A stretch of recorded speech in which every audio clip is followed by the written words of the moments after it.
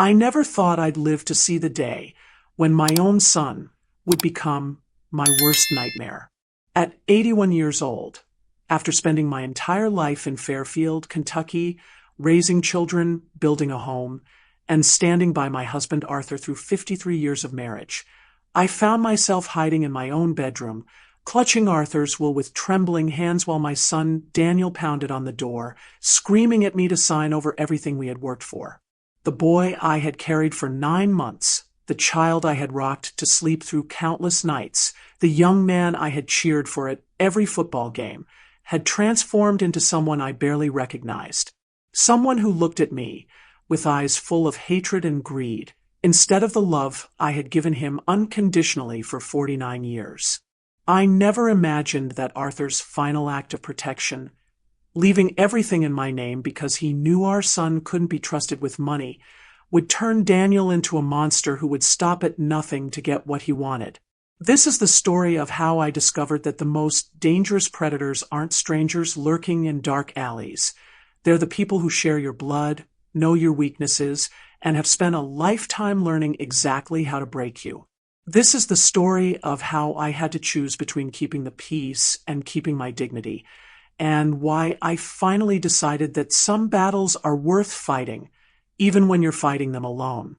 My name is Nancy Lyons. I'm 81 years old, and I've lived in this same house in Fairfield, Kentucky for over 4 decades. Arthur, my husband, he knew our son better than I wanted to admit.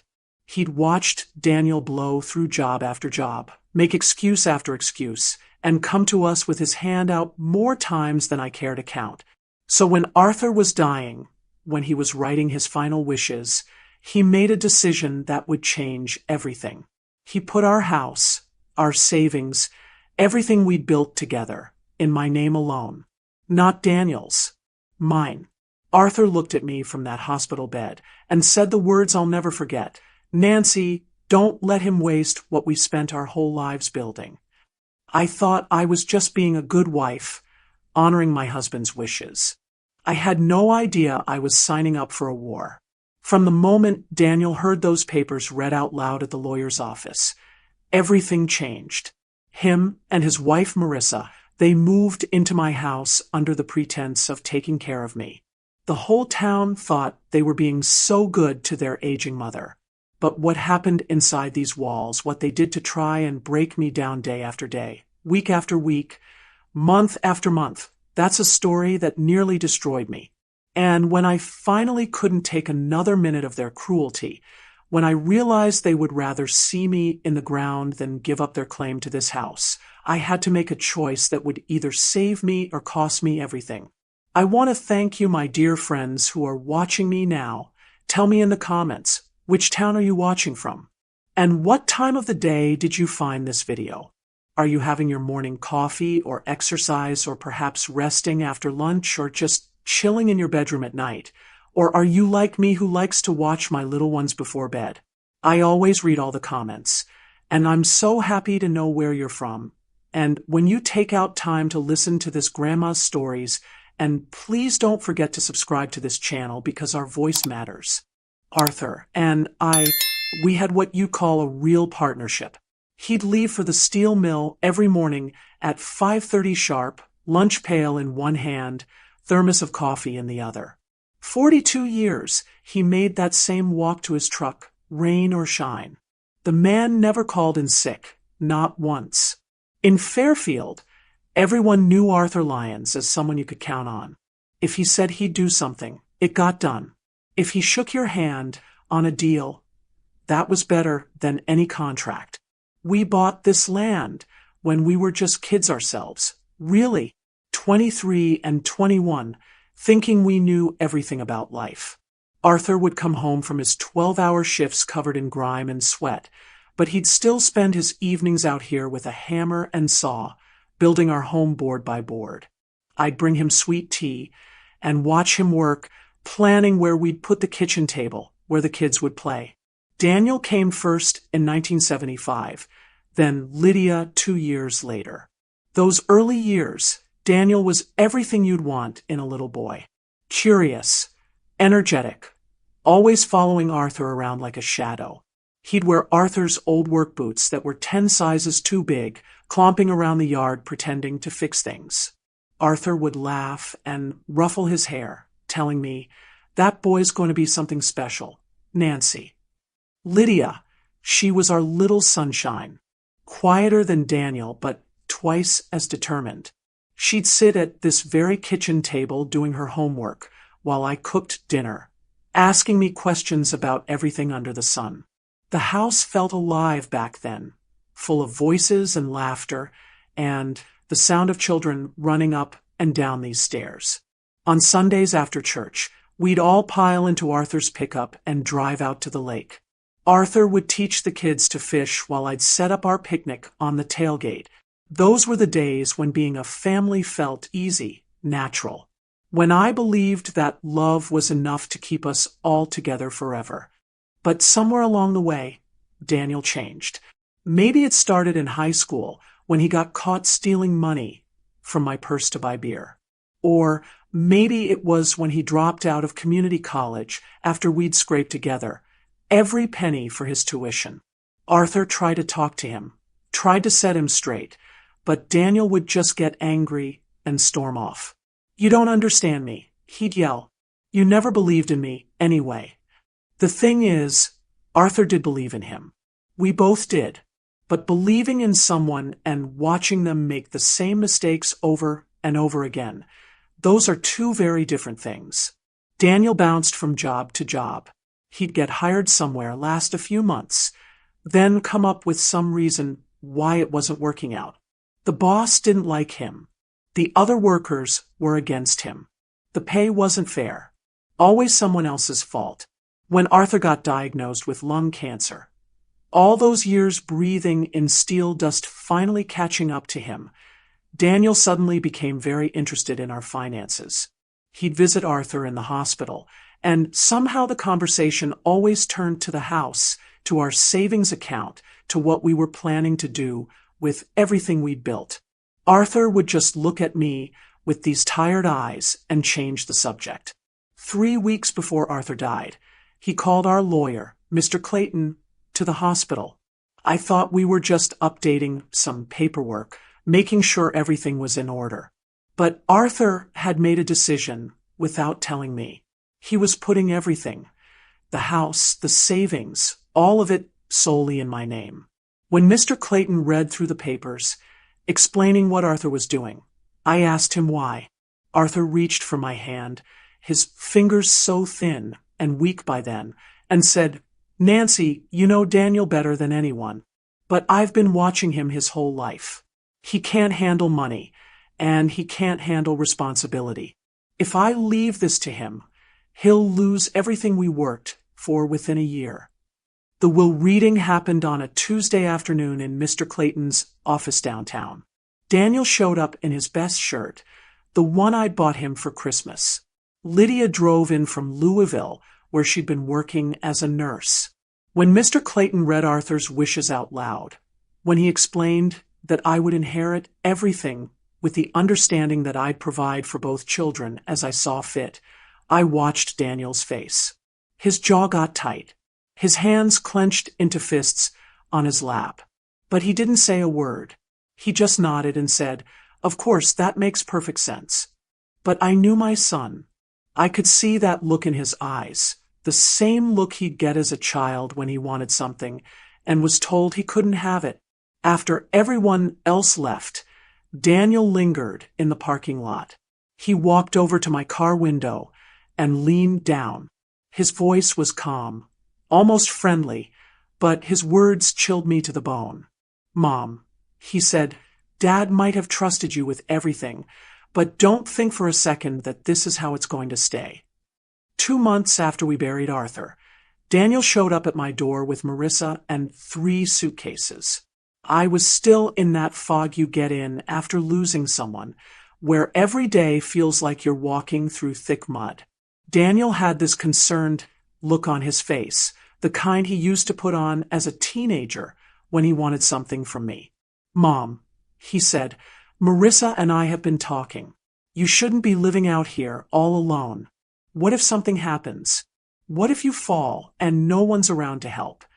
Marissa nodded along, her arm linked through his like they were presenting a united front. We want to move in with you, she continued.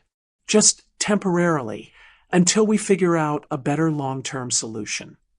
I should have said no right then and there. Something in my gut was telling me this was wrong. But I was lonely and I was grieving, and the house felt so empty without Arthur's voice filling it. Plus, Daniel was making it sound like he was worried about me, like this was all for my benefit. How do you tell your own son that you don't trust his motives? Within a week, they were settled into the upstairs bedroom that used to be Daniel's when he was growing up. At first, people in town thought it was wonderful. Mrs. Henderson from down the road stopped by to tell me how lucky I was to have such caring children. The mailman, old Pete, would comment on how nice it was to see young people taking care of their aging parents. Even Pastor Williams mentioned during Sunday service how blessed I was to have family stepping up in my time of need. But living with them was nothing like what they'd promised. Daniel didn't help with the groceries or the housework. He'd sleep until noon, then sit on my couch watching television and eating food I'd bought with my grocery money. Marissa would reorganize my kitchen cabinets without asking, moving things I'd kept in the same spot for 20 years. When I tried to find something and couldn't, she'd act like I was losing my memory. "Oh, Nancy," she'd say with this fake sweetness, "don't you remember? We moved the coffee to the top shelf so it would be easier for Daniel to reach." They started treating my house like it was theirs. Daniel would invite his friends over without asking me, and they'd sit on my porch drinking beer and leaving their bottles scattered around. When I tried to say something, he'd cut me off. "Mom, relax. It's not like we're hurting anything. You used to love having people over when Dad was alive. But this was different, and he knew it. These weren't family gatherings or friendly visits. These were strangers taking over my space, making me feel like a guest in my own home. I started spending more time in my bedroom, just to avoid the awkwardness of walking into my own living room and finding it full of people I didn't know, people who barely acknowledged I existed. The worst part was how they'd act when other people were around. If someone from town stopped by, Daniel and Marissa would transform into the perfect caregivers. Daniel would jump up to get me a glass of water, asking if I needed anything, calling me Mama in that sweet voice he hadn't used since he was 12. Marissa would talk about how much they enjoyed spending time with me, how they were just trying to make sure I was comfortable and safe. But the moment those visitors left, they'd go back to ignoring me, or worse, treating me like I was in their way. About 3 months into their stay, Daniel started bringing up money. It began casually over breakfast one morning. I was scrambling eggs for the 3 of us when he said, "Mom, I've been thinking about Dad's savings account. That money is just sitting there earning nothing. I could invest it, make it grow for all of us." I kept my eyes on the eggs, stirring them slowly. "Your father left specific instructions about that money, Daniel. It stays where it is." "But that doesn't make sense," he pressed. "I mean, you're not getting any younger. Wouldn't it be smarter to let someone who understands finance handle it?"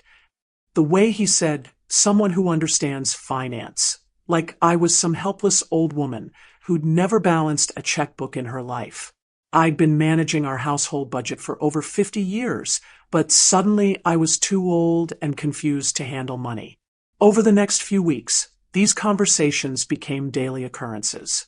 Daniel would corner me in the kitchen while I was doing dishes, or sit down next to me on the couch when I was trying to watch my evening programs. "Mom, I talked to a financial advisor today. He says we could double that savings in 2 years if we play it right." Or, "Mom, Marissa's cousin works at an investment firm. He could meet with us next week." Each time, I'd give him the same answer. "Daniel, your father was very clear about his wishes. That money stays in the bank where it's safe. That's when his tone started changing. The fake concern disappeared, replaced by frustration that he wasn't even trying to hide anymore. This is ridiculous, Mom. Dad left that money for the family. I'm family. Marissa's family, now too. We should have a say in what happens to it.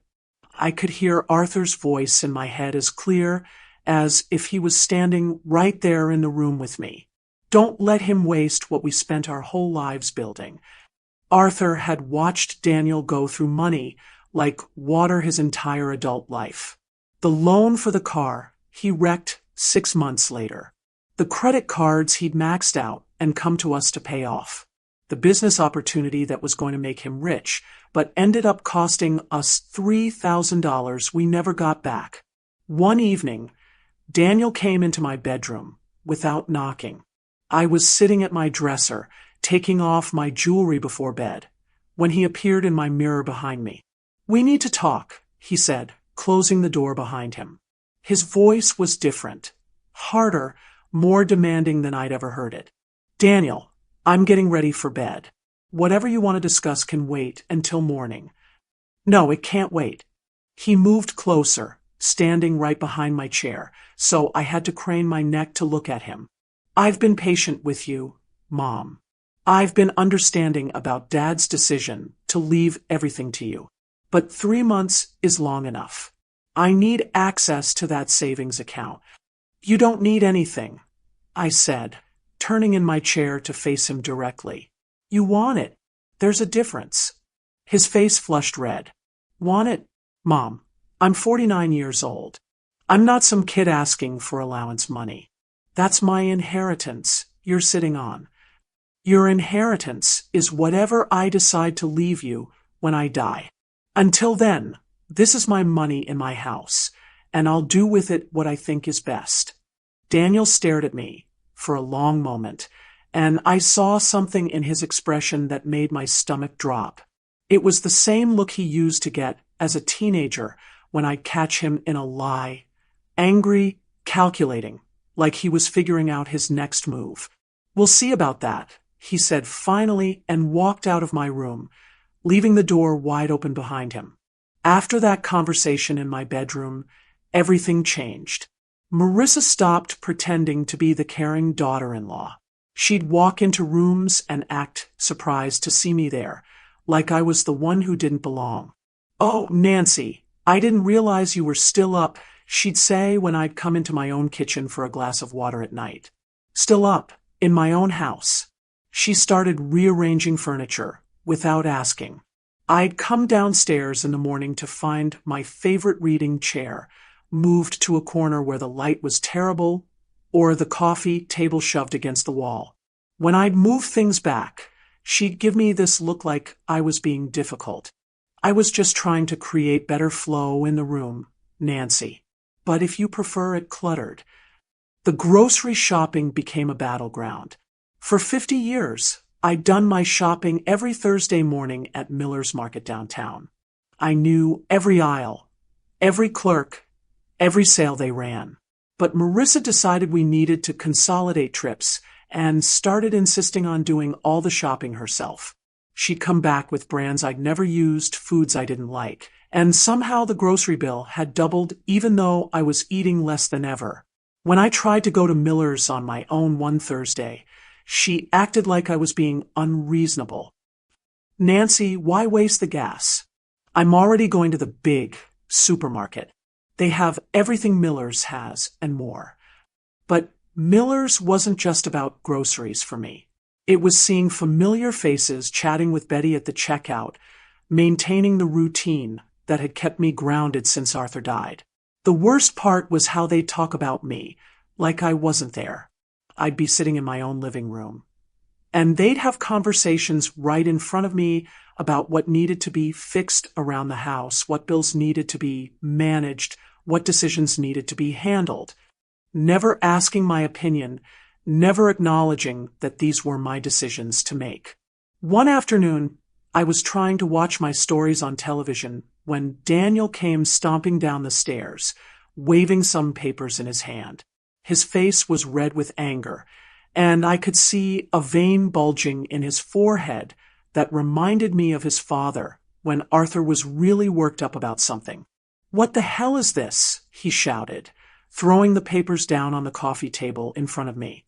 They were bank statements, my bank statements. "How did you get these?" I asked, reaching for them, but he snatched them back. "That's not the point. The point is you've got $43,000 sitting in savings doing absolutely nothing while Marissa and I are struggling to make ends meet. Those statements came to my mailbox, addressed to me. You had no right to open my mail." "I have every right." His voice was getting louder, angrier. "I'm your son. I'm living in this house taking care of you, and you're hoarding money like some crazy old woman." I stood up from my chair, my legs shaking but my voice steady. "I am not crazy, and I am not hoarding anything. That money is mine, and what I do with it is my business." That's when he said the words that I'll never forget as long as I live. Daniel looked me straight in the eye, his face twisted with rage, and said, "You're old, useless, and wasting what's mine. Dad might have been stupid enough to leave everything to you, but that doesn't mean you deserve it." The silence that followed was deafening. Marissa was standing in the kitchen doorway, watching the whole thing with her arms crossed, not saying a word to defend me or calm him down. Just watching, like she was enjoying the show. I felt something break inside me in that moment. Not my heart, that had been breaking gradually for months.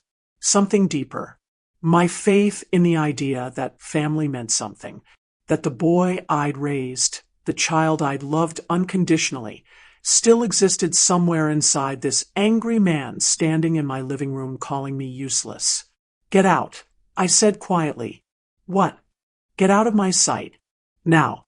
Daniel laughed, but there was no humor in it. "Or what? You'll call the cops on your own son?" Good luck explaining that to the neighbors. But I didn't back down. I stood there in my own living room, staring at this stranger who shared my blood, and said, "This is my house. These are my belongings. That is my money. And if you don't like how I manage what's mine, you know where the door is." After that blow-up, Daniel and Marissa switched tactics completely. Instead of direct confrontation, they started working behind the scenes to make me look incompetent. Marissa began having loud phone conversations where she knew I could hear her, talking to people about how concerned they were about my mental state. I'd be sitting at the kitchen table, and she'd be in the next room talking to her sister. "I'm really worried about Nancy," she'd say, her voice carrying perfectly. "Yesterday, she put the milk in the pantry instead of the refrigerator. And last week, she forgot she'd already paid the electric bill and wrote another check. We found it sitting on the counter, ready to be mailed." Except none of that was true. I'd been managing this household just fine. Thank you very much. But Marissa would say these things loud enough for me to hear, then act surprised when I'd confront her about it. "Oh, Nancy, I was just expressing my concerns to family. We love you and want what's best for you." She started showing up at Miller's Market when she knew I'd be there, making a big show of helping me with my shopping. She'd take items out of my cart and put them back on the shelf, saying things like, "Nancy, honey, you already have 3 cans of green beans at home. Remember? We organized the pantry yesterday." The checkout clerks would look at me with pity, like I was some confused old woman who couldn't remember what she had in her own cabinets. Betty, who'd been checking me out for 15 years, pulled me aside one day. "Nancy, are you doing all right? Marissa mentioned that you've been having some memory issues." I wanted to scream. I wanted to tell Betty that Marissa was lying, that there was nothing wrong with my memory, that this was all part of some sick game. But how do you explain that your own daughter-in-law is spreading rumors about you without sounding paranoid? The worst part was watching how quickly people in town started treating me differently. Mrs. Henderson, who used to chat with me over the fence about her tomato plants, started speaking to me slowly and loudly, like I was deaf or simple. The mailman would hand my mail directly to Marissa if she was outside, even though it was addressed to me. Even Pastor Williams started including me in his prayers for those struggling with the challenges of aging. Daniel got more creative with his approach too. He started bringing me papers to sign, claiming they were routine household documents. "Mom, the insurance company needs an updated signature on file," he'd say, sliding a stack of papers across the kitchen table. "It's just a formality, but they won't process any claims without it." I learned to read everything carefully. Most of the time, it was exactly what he claimed: insurance paperwork, utility forms, nothing important. But mixed in with the legitimate documents, there would be something else: a power of attorney form, a document transferring ownership of the house, a paper giving him access to my bank accounts. He'd shuffle the papers so the important ones were buried in the middle, hoping I wouldn't notice or wouldn't read carefully. When I'd pull out the suspicious documents and set them aside, he'd act innocent. "Oh, that must have gotten mixed in by mistake. The lawyer's office probably included the wrong forms." But there were too many mistakes for them to be accidents. Too many times when Daniel just happened to have exactly the right paperwork that would give him exactly what he wanted. One evening, he brought me a thick stack of papers and set them down in front of me while I was eating dinner. "Mom, I need you to sign these tonight. The deadline is tomorrow morning." "What are they for?" "Property tax stuff. Really boring legal language, but it has to be filed, or we'll get hit with penalties." I started reading the first page, and Daniel got impatient. "Mom, it's just standard forms.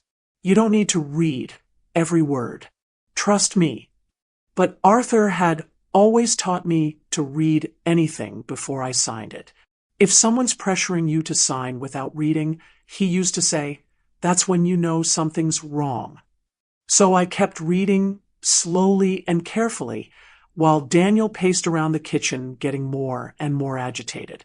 On page 4, buried in the middle of legal jargon, I found what he was really after. It was a quitclaim deed, transferring ownership of the house from me to Daniel, the house that Arthur and I had built together, the house that held 50 years of our memories, the house that Arthur had specifically put in my name to protect it. I set the papers down and looked at my son. "This isn't about property taxes, Daniel." His face went blank for a second, like he was trying to figure out how much I'd understood. Then he switched to his concerned voice. "Mom, maybe you misread something. These are complicated legal documents. Why don't you let me explain?" "Get out of my kitchen," I said quietly. "Mom, you're overreacting. If you just let me explain. Get out." The next morning, I woke up to find Daniel standing at the foot of my bed. I don't know how long he'd been there, just watching me sleep, but the sight of him looming over me in the dim morning light made my heart race. I pulled my robe tighter around myself and sat up. "We need to finish what we started last night," he said. His voice was flat, emotionless. Gone was any pretense of being the concerned son. "There's nothing to finish, Daniel. I'm not signing anything." He pulled the same papers from yesterday out from behind his back, along with a pen. "Yes, you are. We can do this the easy way or the hard way, but you're going to sign these papers." I got out of bed and walked toward my dresser, trying to put some distance between us. I said no. "Now, please leave my room." That's when something in him snapped. Daniel crossed the room in 2 quick steps and grabbed my arm, his fingers digging into my skin hard enough to leave bruises. "I'm done playing games with you, old woman. I've been patient. I've been nice. I've tried to reason with you. But you're too stubborn and too stupid to see what's best for everyone." He dragged me toward the bed and shoved the papers at my chest so hard I stumbled backward. My legs hit the edge of the mattress, and I nearly fell, catching myself with my hands on the bedspread. The papers scattered across the floor. "Pick them up," he demanded. I stayed where I was, breathing hard, looking at this man who used to be my little boy. "No." Daniel's face turned a shade of red I'd never seen before. He bent down and scooped up the papers, then grabbed my wrist and tried to force the pen into my hand. "You're going to sign these, and you're going to do it now." I yanked my hand away. "Let go of me." "Not until you do what you should have done months ago." He was twisting my wrist now, trying to position my hand over the signature line. I could feel my bones grinding together under his grip. "Daniel, you're hurting me." "Good. Maybe pain will get through to you where common sense couldn't." I managed to pull free and stumbled across the room toward the door, but he was faster. He caught up with me and spun me around, grabbing both my shoulders and shaking me like I was a rag doll. "Look at me," he shouted, his face inches from mine. "Look at me and understand what I'm telling you. You're 81 years old. You're weak. You're alone. And I am done asking nicely."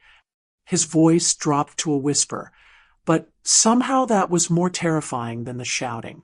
"Sign the papers, Mom. Sign them today. Because if you don't—" He let the words hang in the air for a moment. "Accidents happen to old people all the time. They fall downstairs. They forget to turn off the gas stove. They take the wrong medication. And when those accidents happen, nobody asks too many questions." I felt all the blood drain from my face. "Are you threatening me?" Daniel smiled, but it was the coldest, most horrible expression I'd ever seen. "I'm explaining reality to you. Sign it, or you won't live long enough to stop me from getting what's mine anyway." He released my shoulders, and I collapsed into the chair by my window, my whole body shaking. Daniel straightened his shirt, picked up the papers from the floor, and set them on my nightstand along with the pen. "You have until tonight to make the right decision," he said. Then he walked out of my room, closing the door behind him with a quiet click that somehow sounded more final than any slam. I sat in that chair for hours after he left, staring at those papers on my nightstand. Arthur's voice kept echoing in my head. "Don't let him waste what we spent our whole lives building." But Arthur had never imagined it would come to this. He'd never imagined that our own son would threaten my life over money and property. That night, I knew if I didn't act, Daniel would destroy me and everything Arthur and I had built together. Maybe not today, maybe not tomorrow, but eventually, he'd made that much clear. And whether he followed through on his threats or just wore me down until I gave him what he wanted, the result would be the same. Everything we'd worked for would be gone, wasted, thrown away by a man who'd never understood the value of anything he hadn't earned himself. I was 81 years old, living in fear in my own home, afraid to eat food my son might have touched, afraid to walk down my own stairs in case he decided to help me fall. But I wasn't helpless, and I wasn't going to let him win. The next morning, I waited until Daniel and Marissa left the house to run errands. I watched from my bedroom window as their car disappeared down the road. Then I moved faster than I had in months. I called Mr. Clayton's office and told his secretary it was urgent, that I needed to see him that same day. "Mrs. Lyons, Mr. Clayton has appointments all afternoon. Could we schedule something for next week?" "No," I said, my voice steadier than I felt. "It has to be today. Tell him it's about Arthur's estate, and it can't wait." An hour later, I was sitting in Mr. Clayton's office downtown, the same office where we'd heard Arthur's will read just months earlier. Mr. Clayton had been our lawyer for 20 years. He'd handled the paperwork when we bought the house, helped us with Arthur's workers' compensation claim when he hurt his back at the mill, drawn up our wills. He knew our family, knew our history. "Nancy, you sounded upset on the phone. What's going on?" I told him everything. The threats, the manipulation, the forged papers Daniel had tried to get me to sign. I showed him the bruises on my wrists where Daniel had grabbed me. Mr. Clayton's face got grimmer with every detail. Nancy, what Daniel is doing, some of this could be considered elder abuse. We could involve the authorities. I don't want the police involved. Not yet. But I need to protect what Arthur left me, and I need to do it in a way that Daniel can't undo. Mr. Clayton nodded slowly. What did you have in mind? I want to put everything into a trust. The house, the savings, all of it. And I want Lydia to be the beneficiary. We spent 3 hours going through the paperwork. Mr. Clayton explained every document, every clause, every protection we were building in. The trust would be irrevocable. Once it was signed, I couldn't change it even if someone forced me to. The house would belong to the trust, with Lydia as the ultimate beneficiary. I would have the right to live in it for the rest of my life, but Daniel would never be able to claim ownership. Nancy, are you absolutely certain about this? Once these papers are signed, there's no going back. I thought about Arthur, about all those years he spent coming home covered in steel dust, saving every penny he could. I thought about the nights we'd sit at the kitchen table, planning and dreaming about our future. And I thought about Daniel's cold smile when he'd threatened me in my own bedroom. I'm certain. We arranged for everything to be handled quietly. Mr. Clayton would file the trust documents that afternoon. Lydia would be notified by certified mail at her address in Louisville. The deed transfer would be recorded at the courthouse, but it might take a few days for Daniel to realize what had happened. What will you do when he finds out? Mr. Clayton asked. I don't know, I admitted, but at least he won't be able to take what isn't his anymore. Before I left his office, Mr. Clayton wrote down the number for the sheriff's department and made me promise to call if Daniel became violent. Nancy, you're being very brave, but please don't take unnecessary risks. If you feel unsafe, call for help immediately.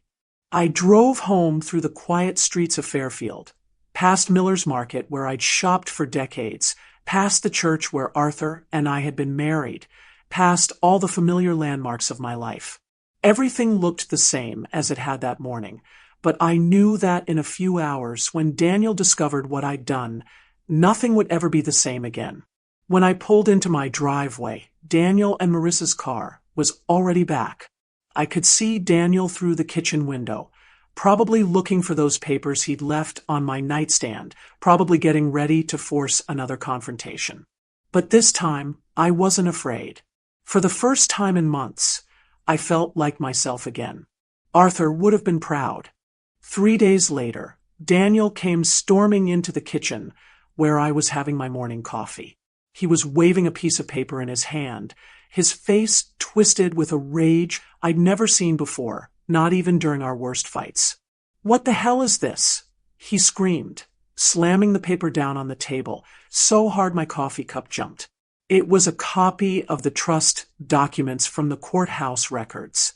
I took a sip of my coffee, keeping my hands steady even though my heart was pounding. It looks like legal paperwork to me. Don't play dumb with me. Marissa appeared behind him, her face just as furious. You put our house in a trust. You gave everything to Lydia. It's not your house, I said quietly. It never was your house, and it never will be. Daniel leaned across the table, his face inches from mine. You sneaky, vindictive old witch. You went behind our backs. You planned this whole thing. I protected what your father worked his entire life to build, just like he asked me to. He's dead. Daniel roared. He doesn't get a say anymore. I'm alive. I'm here. I'm the one taking care of you. And you stabbed me in the back. I stood up from my chair, looking him directly in the eye. Taking care of me? Is that what you call threatening to kill me if I don't sign over my property? Is that what you call spreading lies about my mental health all over town? Is that what you call stealing my mail and trying to trick me into signing away my home? Marissa stepped forward. Nancy, you're being unreasonable. We've sacrificed months of our lives to help you, and this is how you repay us. Help me. I laughed, but there was no humor in it. You moved into my house without an invitation, treated me like a stranger in my own home, tried to isolate me from my friends. And when all that didn't work, Daniel threatened my life. That's not help. That's abuse. Daniel's hands were shaking with rage. I am your son. Your only son. Everything Dad built was meant for me, and you know it. Your father knew exactly what he was doing when he left everything to me. He watched you waste money your entire adult life. He watched you quit jobs, abandon responsibilities, and come to us with your hand out whenever you got in trouble. He knew that if he left this house and that savings account to you, you'd throw it all away within a year. That's not true. It is true, and we both know it. How many times did your father bail you out of financial trouble? How many business opportunities did you beg us to invest in that never made a penny? How many times did you promise you'd changed, that you'd gotten your act together, only to come back asking for more money? Daniel was breathing hard, his chest rising and falling like he'd been running. None of that matters now. He's gone. You're old, and I deserve what's mine. This house will never be yours, I said, my voice growing stronger with every word. That savings account will never be yours. Your father trusted me to protect what we built together, and I will not betray that trust. Not for you, not for anyone. Marissa stepped closer, her voice turning sweet and manipulative. Nancy, honey, maybe we can work something out. Maybe we can modify the trust, add Daniel as a beneficiary. I'm sure Lydia would understand if you explained the situation. The trust is irrevocable. Even if I wanted to change it, I can't. And I don't want to change it. I want you both out of my house. Daniel slammed his fist on the table, making the salt and pepper shakers jump. We're not going anywhere. This is as much our home as it is yours. We've been living here, paying bills, taking care of the property. You've been living here rent-free, eating food I bought, using utilities I paid for, while plotting to steal everything I own. That's not taking care of anything. That's being parasites. The word parasites hit Daniel like a physical blow. His face went white, then red, then white again. How dare you talk to me like that? I'm your son. Then act like my son instead of my enemy. Act like someone who cares about me instead of someone who only cares about my money. Act like the boy I raised instead of this stranger who threatens old women in their bedrooms.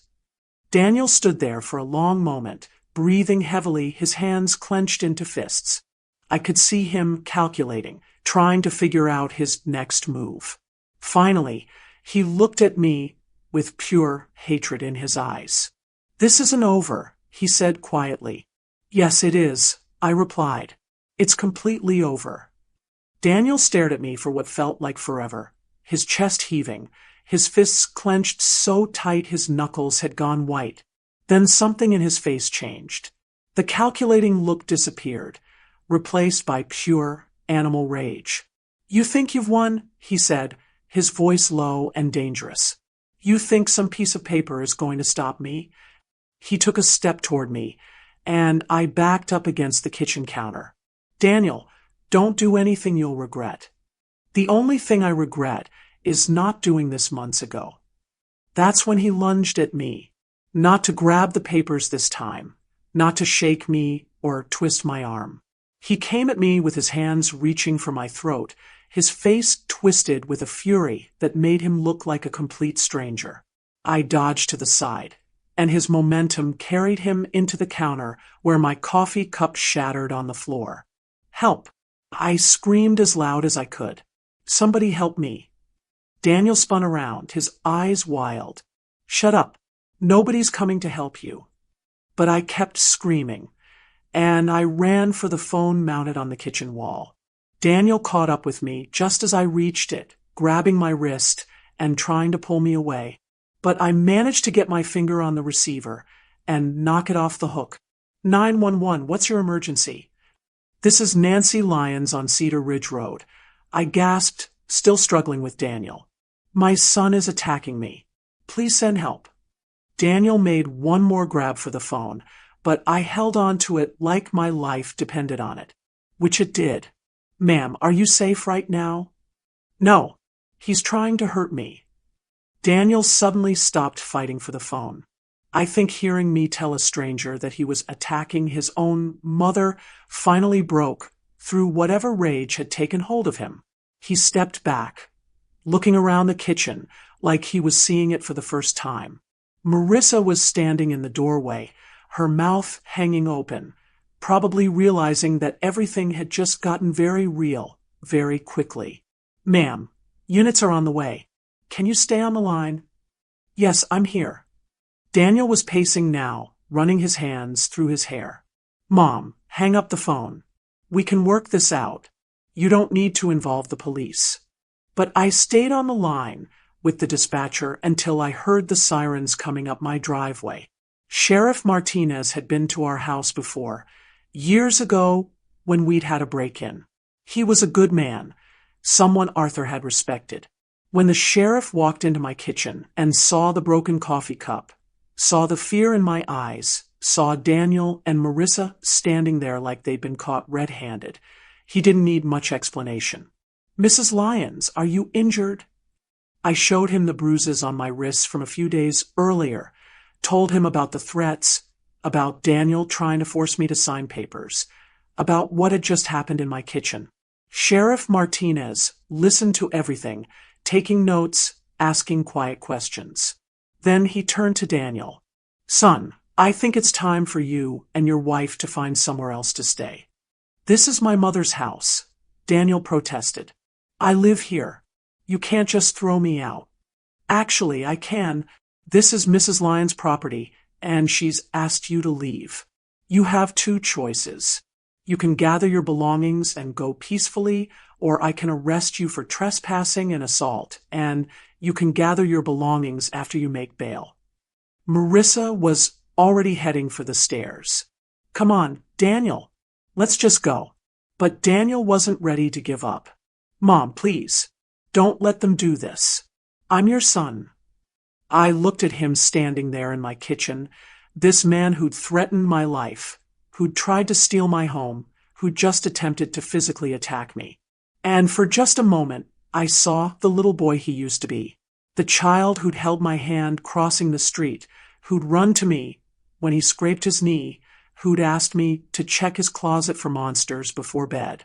But that little boy was gone, had been gone for a long time. You made your choice, Daniel. Now I'm making mine.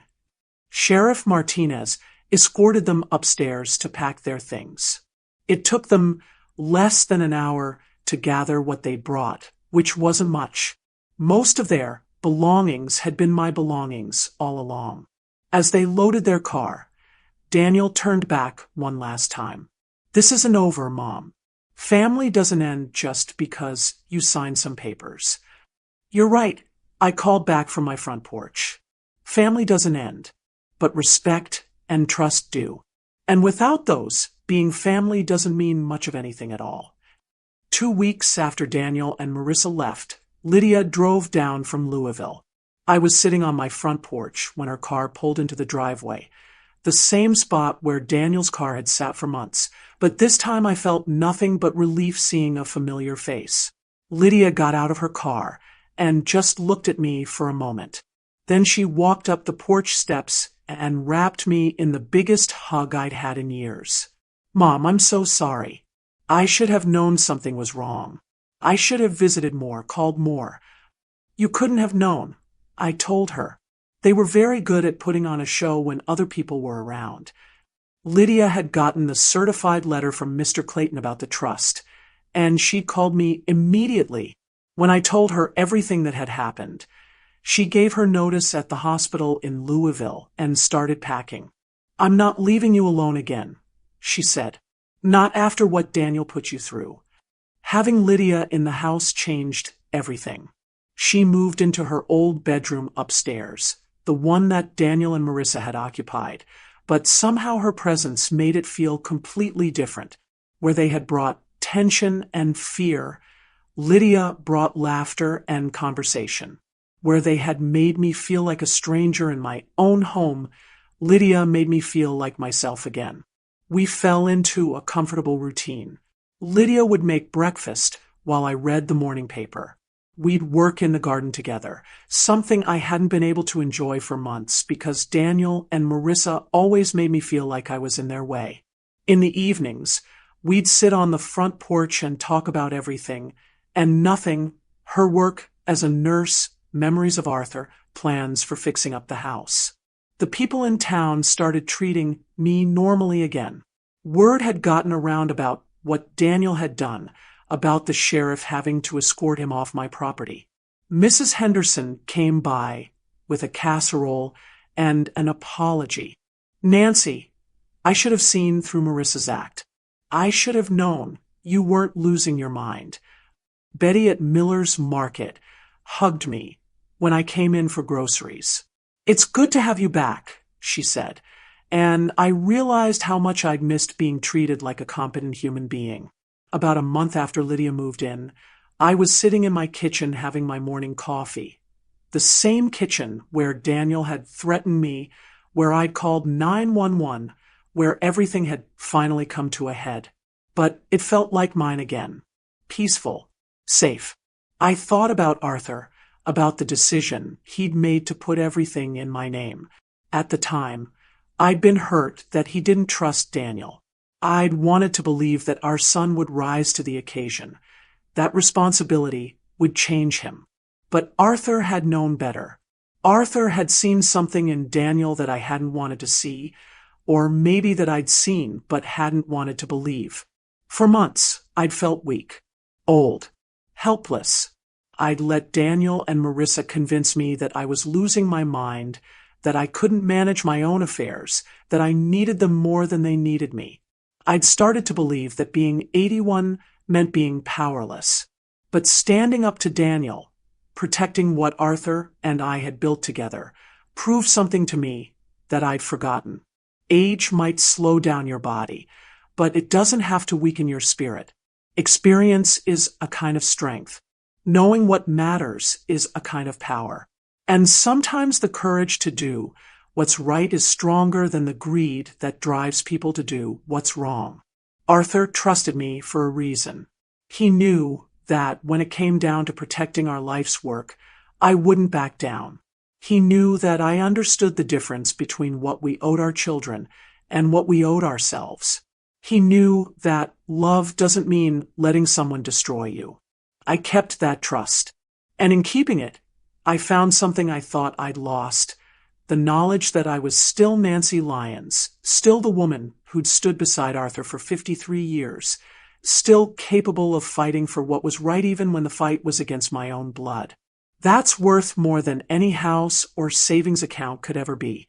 At Grandparents Archives channel, we believe that wisdom comes with age, and that every older adult deserves to have their voice heard, their story told, and their dignity protected. We share these stories because silence breeds shame, and shame allows abuse to continue. Nancy found her courage at 81. She discovered that protecting what you've worked for your entire life isn't selfishness, it's self-respect. She learned that sometimes loving your children means refusing to enable their worst impulses. If Nancy's story moved you, if it reminded you that age brings strength rather than weakness, like and subscribe to Grandparents Archives channel. Hit that notification bell so you never miss a story. Share this video with someone who needs to hear that they're not alone, that they're not powerless, that their voice still matters. Because too many grandparents suffer in silence, wondering if they're being unreasonable for wanting to protect what they've earned. Here, their voices will never be silenced. Here, their stories remind us all that courage doesn't have an expiration date. The theme of Nancy's story explores how greed can poison family relationships, how financial abuse of elderly family members is often hidden behind a mask of care, and how resilience and inner strength can emerge even in our later years when we thought we'd lost our power. The moral is clear: protecting your legacy, both financial and personal, sometimes requires standing up to the people closest to you. Love doesn't mean allowing yourself to be destroyed, and family loyalty works both ways. True strength isn't about physical power. It's about knowing your worth and refusing to let others diminish it, regardless of your age or their relationship to you.